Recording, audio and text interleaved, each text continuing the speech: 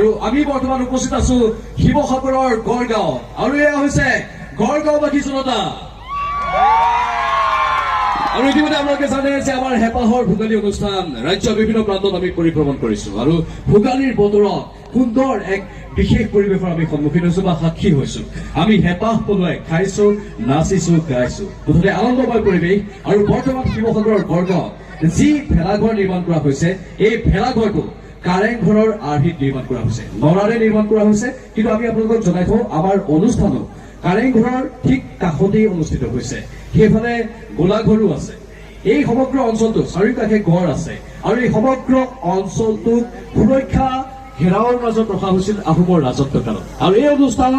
আমাৰ আজি এই স্থানতে অনুষ্ঠিত হৈছে যাৰ বাবে আমি সৌভাগ্যৱান এয়া হৈছে শিৱসাগৰৰ গড়গাঁওবাসী জনতা আৰু এই শিৱসাগৰৰ গাঁওবাসী জনতাৰ উৎসাহ উদ্দীপনাৰ আজি আমি সাক্ষী হ'ম বাইদেউসকল আছে দাদাসকল আছে কোন নাই ইয়াত যুৱতীসকলো আছে সকলোৰে মুখত হাঁহি গড়গাঁওবাসী যুৱতী ইমান ধুনীয়া সঁচাকৈ ভাল লাগিছে আৰু বাইদেউসকলতো আৰু ধুনীয়া বোৱাৰীসকল বাইদেউসকল আইতাসকল দাদাসকল সকলোৰে সান্নিধ্য পাই আমি আপ্লুত হৈ পৰিছো আৰু আমি সকলোৰে সৈতে আমাৰ এই অনুষ্ঠান চলাই দিম হেঁপাহৰ ভোগালী খুব সুন্দৰ এক অনুষ্ঠান হ'বলৈ গৈ আছে আজি শিৱসাগৰত এনেও শিৱসাগৰবাসীৰ এটা সুনাম আছে যে তেওঁলোকে অতিথি আপ্যায়ন কৰি ভাল পায় আৰু সেই অতিথি আপ্যায়নৰ বাবেই বাইদেউসকল সাজু হৈ আছে বাইদেউ বহুত আয়োজন কৰা বুলি আমি গম পাইছো হয় হৈছে আয়োজন আমি ইয়াতে তিলপিঠা তেলপিঠা লাডু ইয়াতে কৰি বনাই আছো আপুনি এটা টেষ্ট কৰি যাব পাৰে অলপ পাছত আমি সোৱাদ ল'ম আপোনালোকে পিঠা পনা সাজু কৰি ৰাখক বহুত কিবা কিবি আছে বহুত ব্যঞ্জনো আছে প্ৰত্যেকটো ব্যঞ্জন প্ৰত্যেকটো পিঠা পনা আমি আপোনালোকক দেখুৱাম কিন্তু আমি বিচাৰিছো এই অঞ্চলৰ লোকসকলৰ এটা চিঞৰ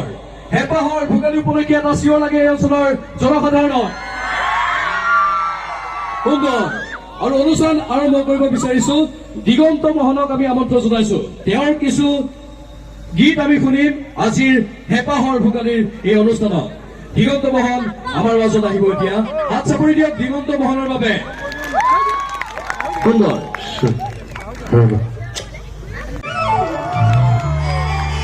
দিগন্ত দা ভোগালীৰ ওলগ জনাব হয় মই আপোনালৈ ভোগালী জনাইছো আমি জানো যে এই অঞ্চলটোত আপুনি খুব জনপ্ৰিয় দিগন্ত মোহন বুলি ক'লে এই অঞ্চলটো সকলোৱে চিনি পায় এনেধৰণে আপুনি পৰিচিত হৈ পৰিছে আপোনাৰ গানৰ জৰিয়তে সেইটো বৰ ভাল কথা কিন্তু ভোগালীৰ বতৰত কেনেধৰণে এইসকল দৰ্শকক আপ্লুত কৰিব আপুনি হয় মই মোৰ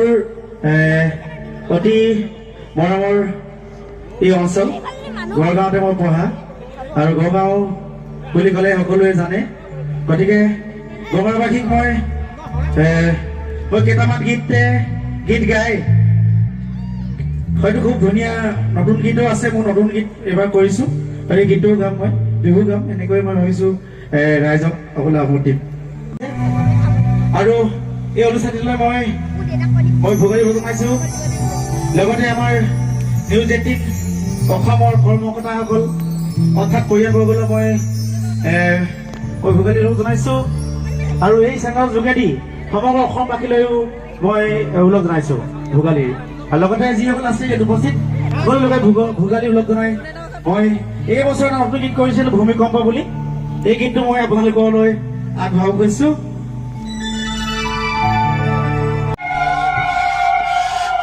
ঠিক আছে